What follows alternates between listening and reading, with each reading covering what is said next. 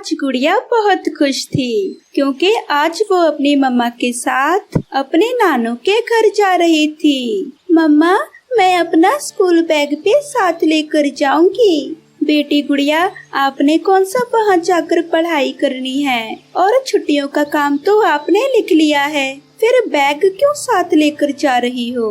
मम्मा, वहाँ पड़ोसन सोना मेरी सहेली है, मैं उसे अपना होमवर्क और अपनी बुक्स दिखाऊंगी। अच्छा ठीक है, जैसे आपकी मर्जी। फिर मम्मा चिड़िया अपनी कुछ जरूरी चीजें बांधती है और गुड़िया को साथ लेकर अपने घर से निकलती है। जंगल के दूसरी दिशा में नदी के पास खाने पीने की काफी चीजें थी। वहाँ एक जलेबी की दुकान भी थी।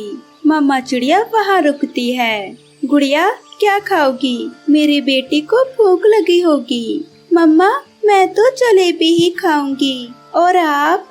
जो मेरी बेटी खाएगी मैं भी वही खा लूंगी। भाई जी, 60 रुपए की जलेबी तो दे दे।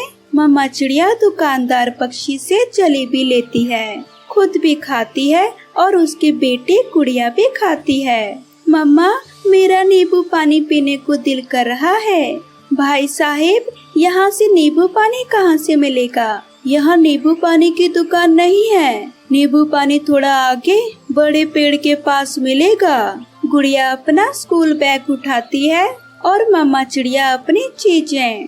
वो माँ बेटी फिर से उड़ती हैं और बड़े पेड़ के पास नींबू पानी के ठेले पर जाती है।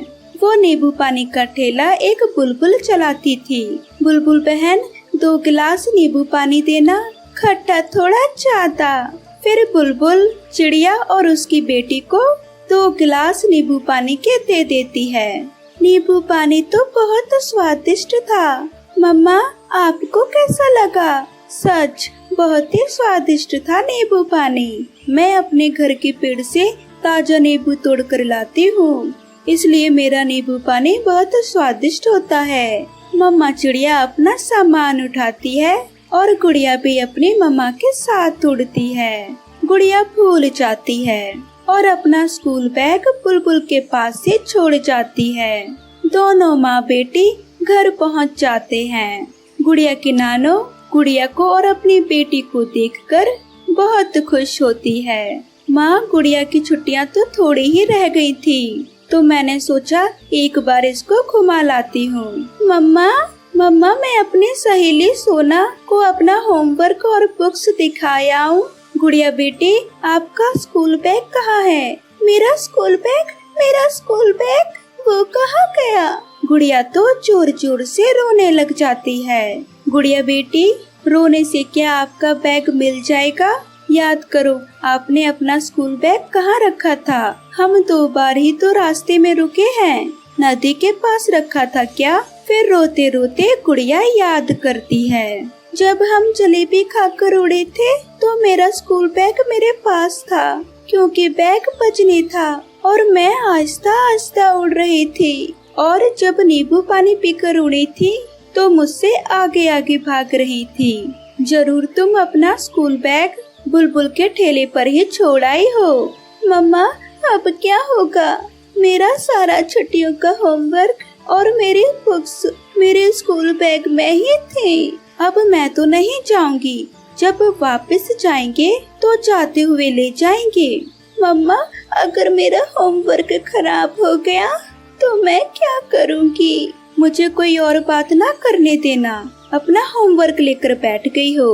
मैंने मना किया था कि स्कूल बैग घर में ही छोड़ आओ।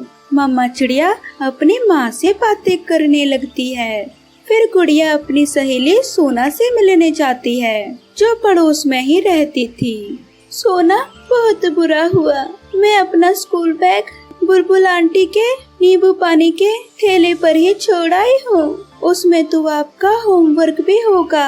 हाँ, होमवर्क और सारी बुक्स भी। मैं तो आपको अपनी बुक्स दिखाने लाई थी। बड़ा पेड़ यहाँ से ज्यादा दूर नहीं है। अगर हम जाएं तो शाम होने से पहले पहले वापस आ सकते हैं। प्लीज सोना, कुछ करो, मैं बहुत परेशान हूँ। दोनों सहेलियाँ वापस उड़ती हैं। वो दोनों बहुत तेजी से उड़ती हुई थोड़ी ही देर में बुलबुल के ठेले पर पहुंच जाती हैं।